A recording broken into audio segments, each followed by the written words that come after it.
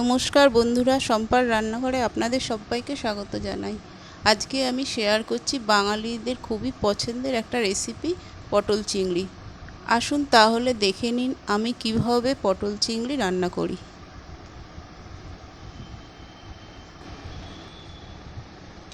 এখানে আমি 200 পটল ভালো করে ছাড়িয়ে ধুয়ে পরিষ্কার করে নিয়েছি, আর একটা বড় আলু ছোট ছোট করে কেটে নিয়েছি।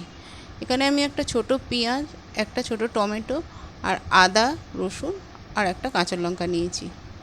আর এখানে 200 চিংড়ি মাছ কেটে পরিষ্কার করে ধুয়ে নুন হলুদ মাখিয়ে রেখেছি। এইবার মিক্সিং জারে টমেটো, আদা, রসুন আর কাঁচা লঙ্কা দিয়ে একটা পেস্ট বানিয়ে নেব। দেখুন আমি পেস্টটা করে নিয়েছি। এইবার ওভেনে একটা কড়া বসিয়ে এতে আমি 4 চামচ সর্ষের তেল দেব। তেলটা একটু গরম হলে আমি এর মধ্যে আলুগুলো ভেজে নেব।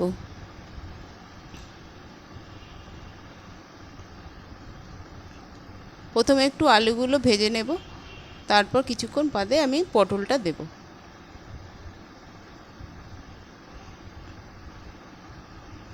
এইবার আমি পটলগুলো দিয়ে দেব।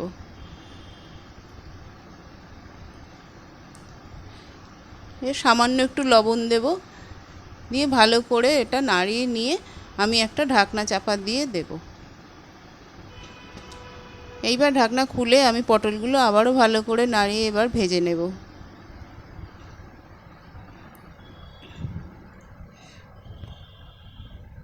পটলগুলো আমার ভাজা হয়ে গেছে, এবার আমি পটল আলুগুলো তুলে নেব।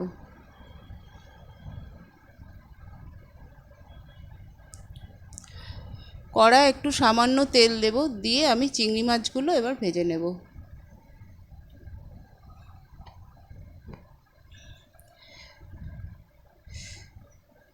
চিংড়ি মাছগুলো বেশি আমি ভাজবো না, অল্প ভেজে তুলে নেব।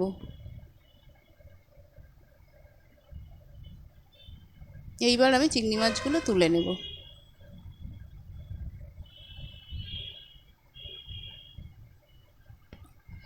এইবার কড়ায় অল্প তেল দিয়ে এর মধ্যে আমি গোটা জিরে আর শুকনো লঙ্কা আর একটা তেজপাতা ফোড়ন দেব।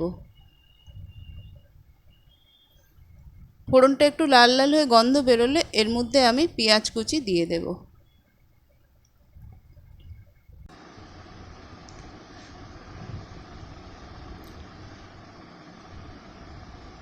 এর মধ্যে আমি একটু সামান্য লবণ দেব। পেঁয়াজটা একটু লাল করে ভাজবো। এইবারে আমি আদা, টমেটো, রসুন, কাঁচা লঙ্কা যে পেস্টটা করে রেখেছিলাম এটা আমি দিয়ে দেবো এর মধ্যে, দিয়ে এটা ভালো করে আমি কষে নেব।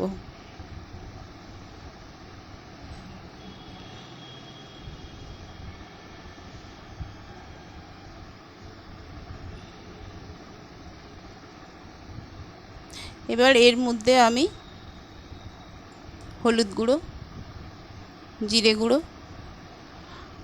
আর লঙ্কার গুঁড়ো দিয়ে একটু ভালো করে কষবো।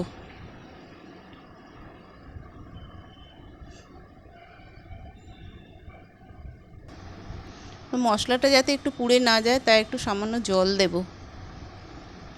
দিয়ে আবারও আমি ভালো করে একটু কষে নেব।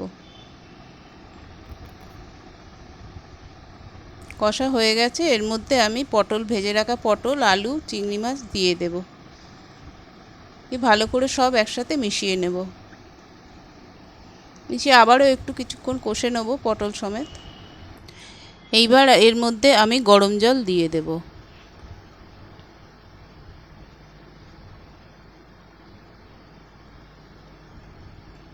দিয়ে সব একসাথে ভালো করে আমি মিশিয়ে নেব। এর মধ্যে আমি সামান্য চিনি দেব।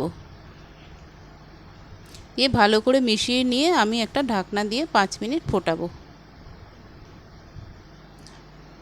আমার পটল চিংড়ি ফুটে গেছে। এইবার আমি একটু ভালো করে নাড়িয়ে দেব।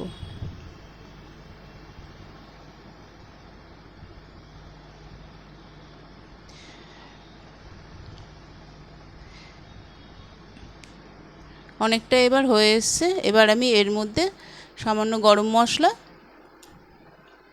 আর একটু ঘি দেব, দিয়ে সব একসাথে ভালো করে মিশিয়ে নেব।